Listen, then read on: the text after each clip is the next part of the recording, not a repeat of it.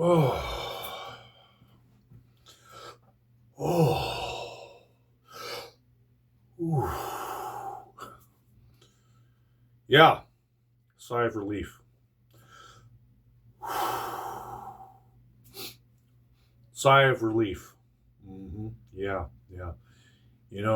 Those days when you're just laying low in the trenches, waiting on circumstances to unfold after you've put in your homework and did the work to make things happen, and you're praying, and you're waiting, and the clock's ticking, and your food is dwindling down, your gas in your vehicle is dwindling down, and so you're holding back. When I say your, I'm talking me, and I'm saying your because you can relate to this. I'm sure to an extent, some maybe more than others, but survival tactics as usual. Um, Food's dwindling down. So you get into like conserving gas. You're not driving if you really don't have to. Um, Trucks parked. I got just over half a tank, and it's like that needs to go towards uh, when I do get a job that I'm able to get there and back. Uh, you know, for the first few days, and then maybe get an advance to get gas money. Um, Rationing food. So I mean, like going from eating um, beef to not eating beef, uh, turkey to not eating turkey. Ran out of turkey. Uh, can't afford a turkey. Down to your last $30, and when it came to my last shop and getting my protein sources, it wasn't even getting yogurt. It was getting cottage cheese because that's ultimately higher in protein, and getting two 30 packs of eggs, and then not eating 7 eggs per sitting like I usually do, but eating 4 or 5, and then going to the food bank uh, every second week, and that's always a real blessing. It's a couple blocks down from where I live, and I get a couple bags full of all my carbohydrate sources, and a lot of carbohydrate sources, a lot of pasta, a lot of potatoes, milk, and you know miscellaneous stuff, different carb sources that I can have some treats, some stuff that I wouldn't normally buy that's nice to have, like yogurt and cereal and milk. And so I that, that really helps with the uh, insanity, eating something that's, some comfort food, I guess, so to speak.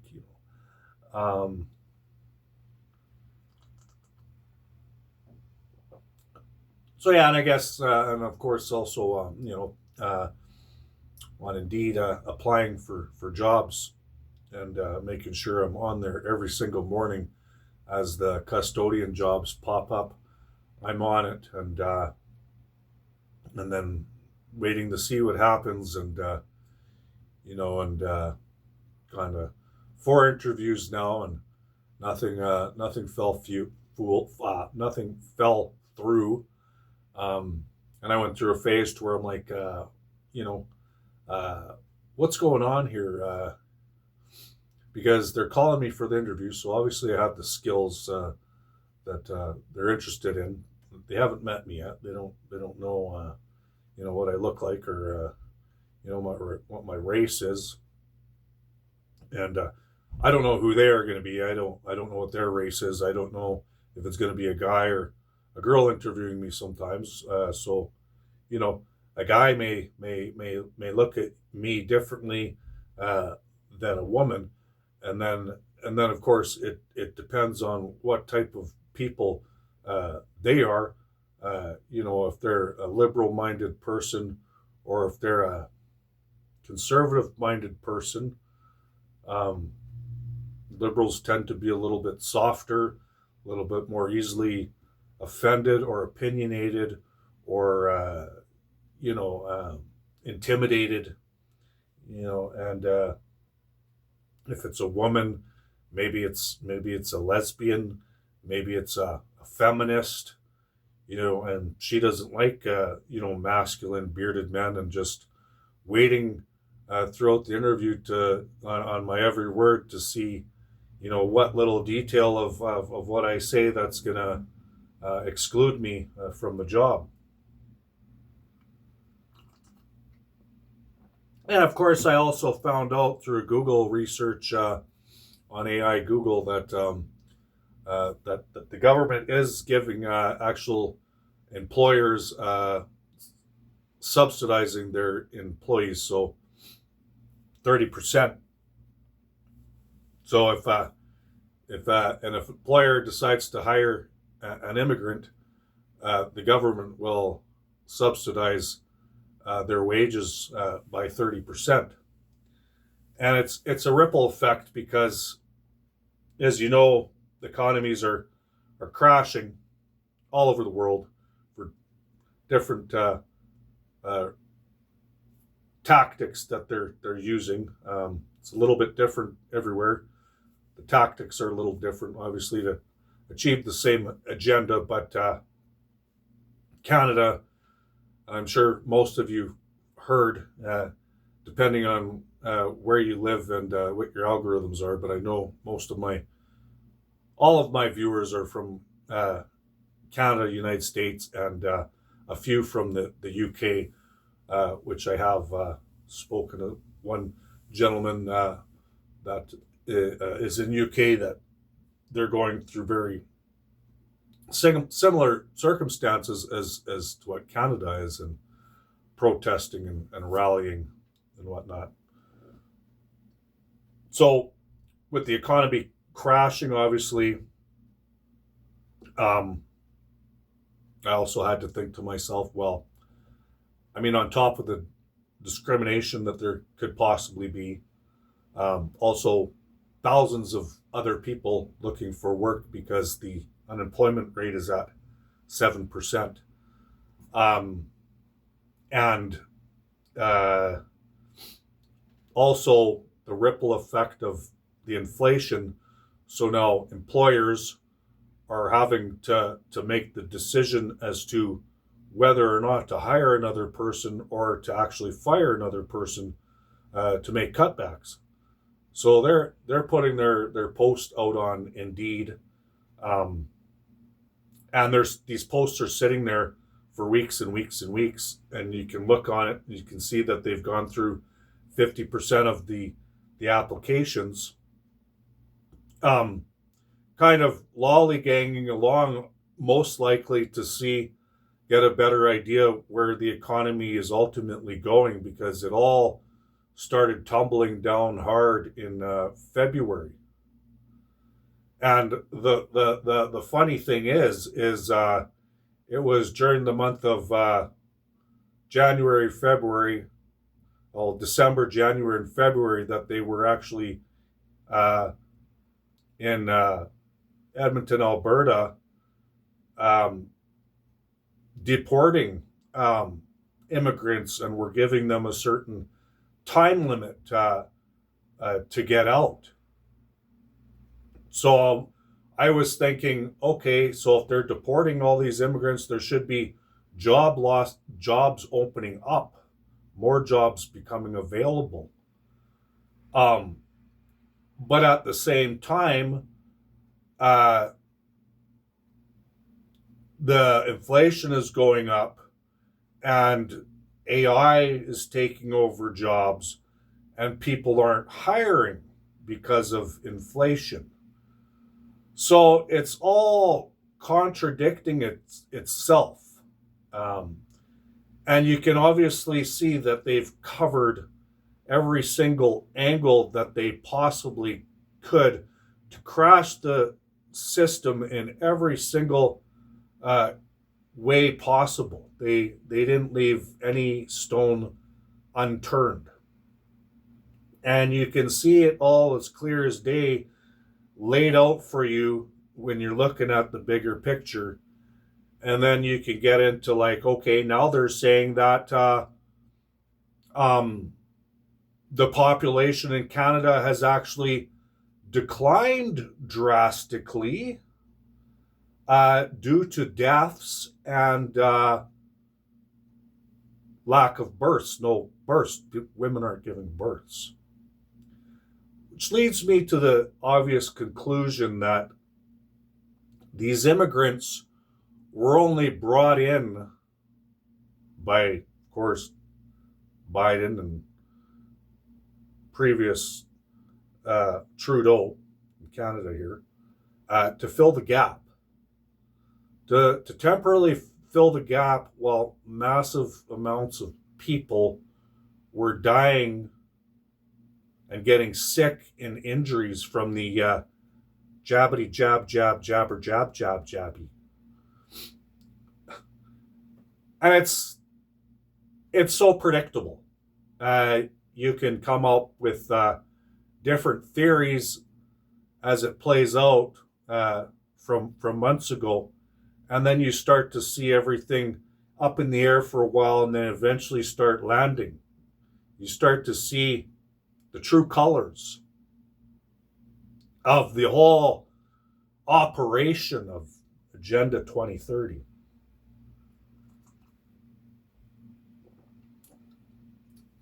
Listen to the radio station, CBC News Radio, and obviously government funded.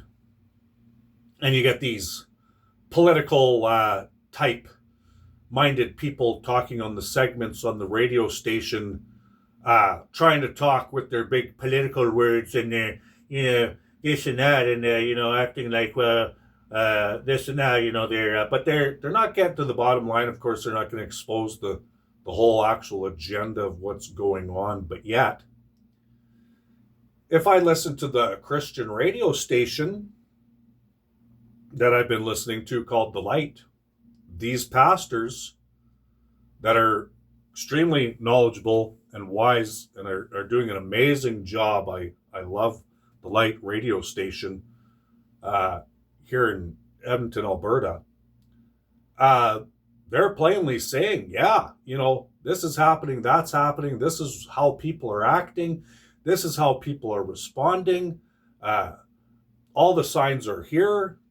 They're talking about the Armageddon. They're talking about the apocalypse.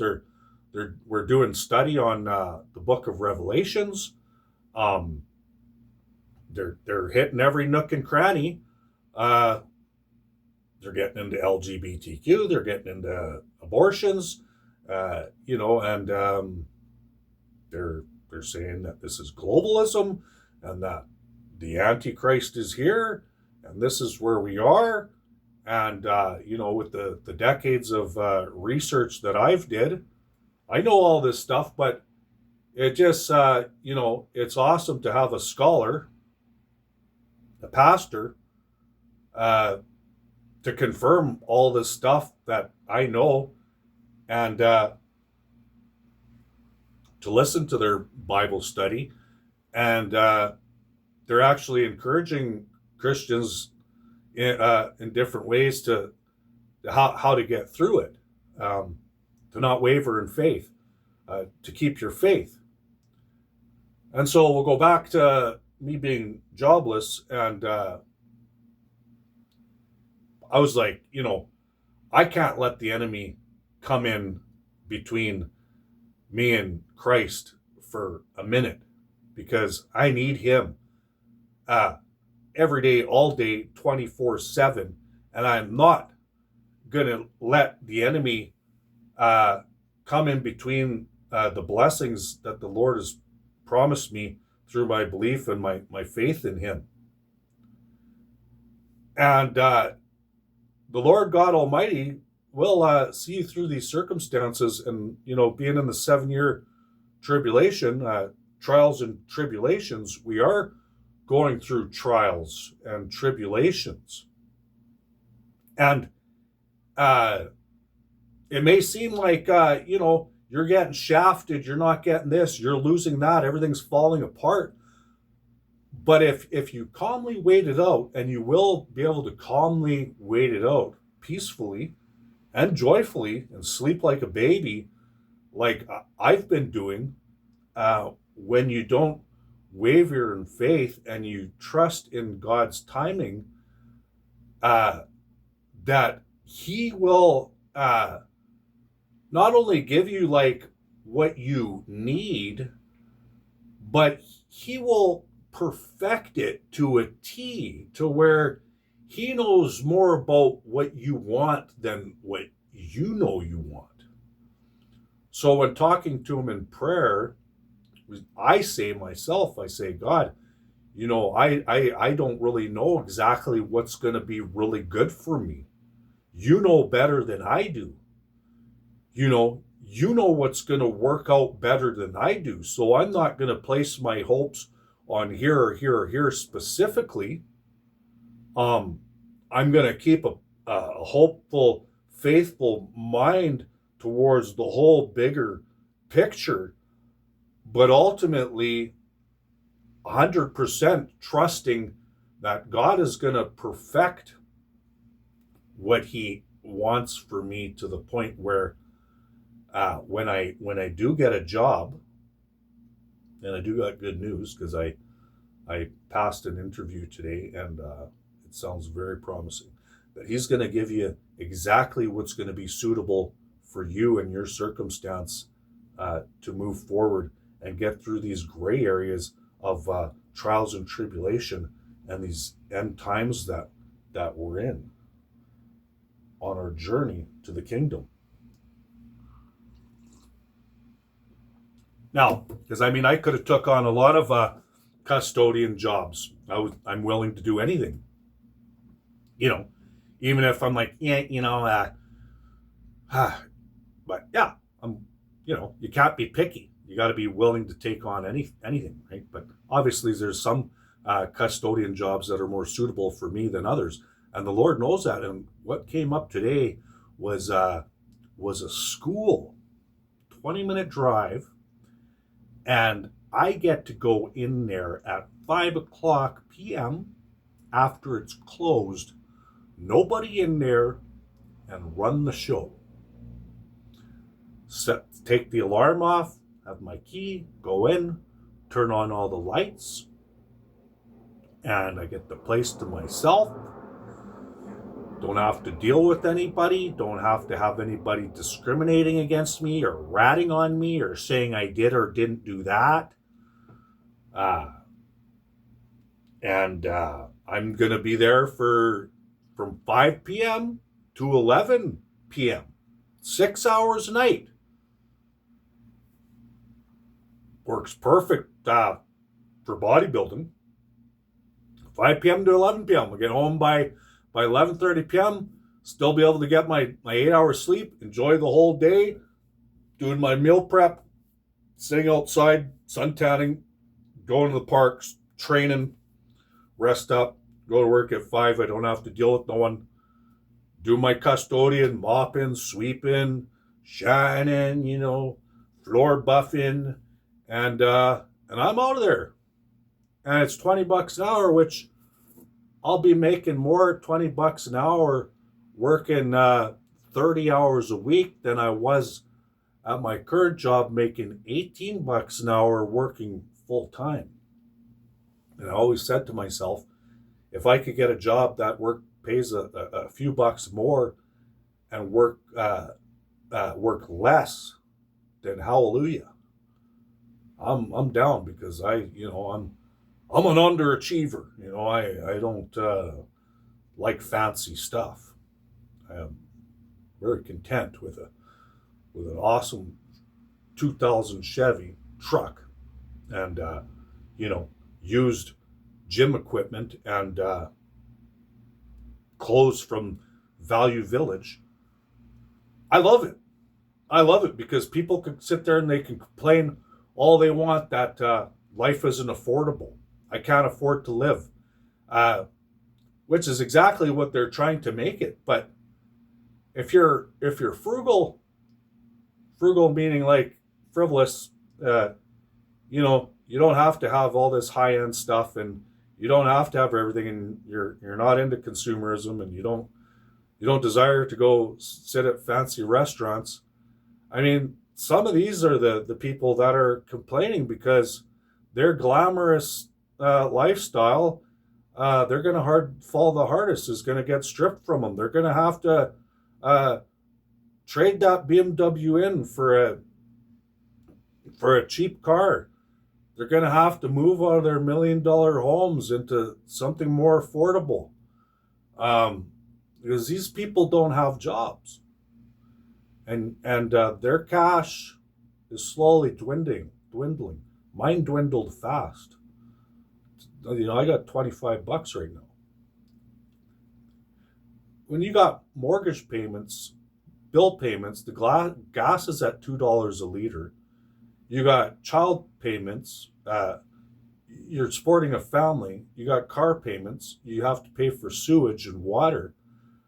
Even if you were making $6-7 grand a month, when you don't have a job and you're living that high lavish lifestyle, your money is going to dwindle just as fast as a guy like me.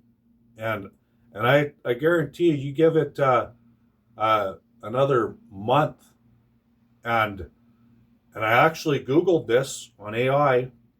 I said, what will happen in Canada when people can't pay their rent?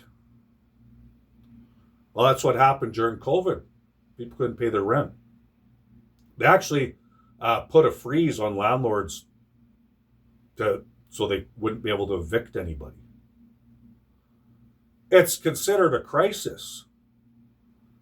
And so it's not just going to be me. We have to remember, it's not just going to be you. They're coming after everybody. It's an emergency, a crisis. Everybody. And this is made so people and godless people who don't even have a relationship with God become hopeless and in despair, and then the system is going to offer a way out, and that's going to be the universal income. Kind of like they did with COVID, but this time it's not going to be cash. When that comes in, you're not going to be able to pull it out cash. It's going to be a digital currency, and this is exactly what they need to do to bring the whole world into cashless and digital currency. Is exactly why they're crashing the system. So all these political talkers with their big words on the radio station can act like they're all smart trying to figure everything out, but there's not much to figure out. I mean, when you see it how I see it, and other people like me see it, and they know the Carney plan and the Bible and Agenda 2030, they're trying to crash the system deliberately, and they're doing a real damn good job at it. And universal income. Yeah, I'll take it. But I'm not putting anything in my body, because that's going to be the next thing. If you want to keep your universal credit or your human credit score, you better behave. Don't talk smack on online, because now we lost our freedom of speech. They just passed a bill. The cops will be knocking at your door if you say anything about Carney. That's all part of the agenda, part of the tyranny. It's worse than communism. That if you want to keep your universal income coming in, you gotta have the digital ID, which is going to be on your phone. You won't need to carry a wallet anymore. All your information, your birth certificate, your health care, your everything that you would normally have in your wallet's going to be scannable on your phone. It's all going to come up, all your information, even some of your personal information and your doctor's records, everything all in there. And then boom, it's there's no cash. You don't have a wallet. You have your everything in your phone.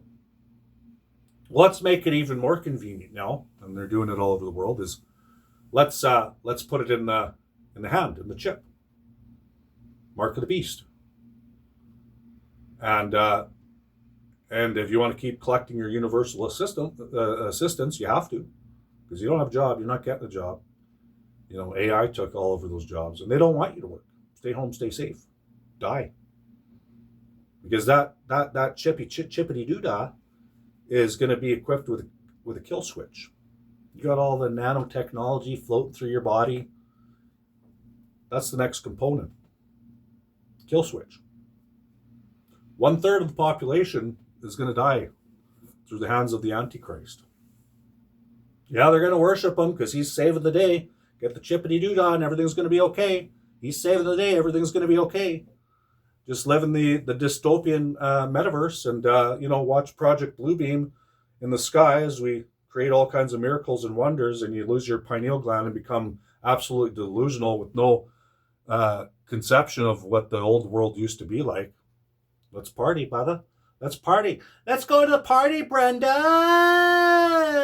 You got your chippity chip doodah. Look at me. I could, mine glows in the dark. Yeah. Let's go fornicate. Yeah, massive orgies. Let's fornicate. Because what are you going to do when you're not working? What are you going to do when you have no livelihood? Well, 24-hour cities, 24-hour metaverse cities. Let's party. Let's go to the club. Have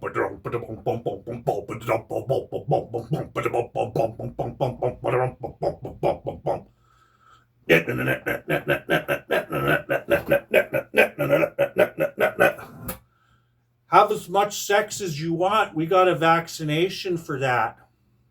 You don't have to worry about STDs anymore.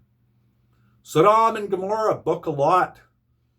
One of the hugest disgusts of God is in end times prophecy is mass fornication.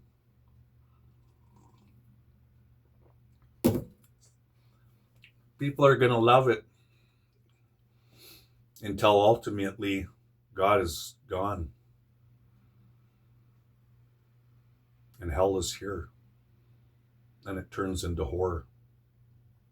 Murders, deaths, cannibalism, diseases, bodies breaking out in sores, despair, famine, pestilence. And these politicians, you're not going to see them anymore on your TV, on your phone, all the propaganda.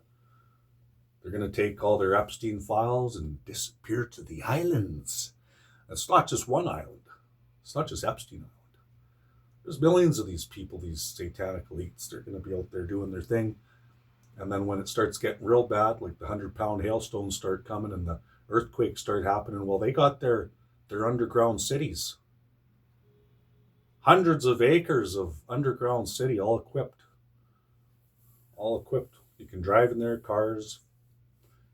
Enough food to last a few years. They think they're going to dodge Christ. They think they're going to dodge his wrath. And that's the Armageddon for you.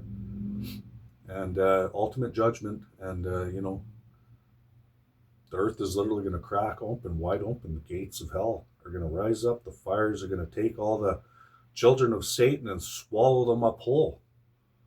While the rest of the people that still have a chance are going to judgment. And the Christians that endured to the end, that were believers, we're going to be rewarded for pulling through and not losing faith. And hallelujah, the kingdom is here. The paradise is here. Jesus is our king. Trees hanging with beautiful fruit that we can have a peace if we desire. No need for money. No consciousness of sin. No gluttony, no greed. No envy, no jealousy, no one cheating on you. You're going to get married to a beautiful wife. You're going to have kids. You're going to soak up the sun. The temperatures are going to be perfect. And, it's a perfect paradise. In fact, there probably won't even be a sun. In fact, there won't be a sun. God is going to be the light. God is going to be light. It's going to be a world that you can't even imagine. things that you couldn't even think of, like a city that you know, paved with gold and pearl and the finest gems, and, you know, paradise nobody could ever imagine. You go to Hawaii, wherever the frick you want, it's uncomparable. So there's my spiel for my brothers and sisters up in here, and I wanted to send a special shout out to my homies that have been making comments on my videos. You know who you are, and the last guy there, West Side, that was a freaking awesome flipping over the edge comment, stand up, freaking knuckles up comment there, brother. Thank you, and Rob and my homie in the UK. Let's keep grounded up in here, and let's keep walking with Christ, and that's all we got to do, man. We're gonna win this war. Jesus is gonna come in on that white horse, and we're right where we need to be.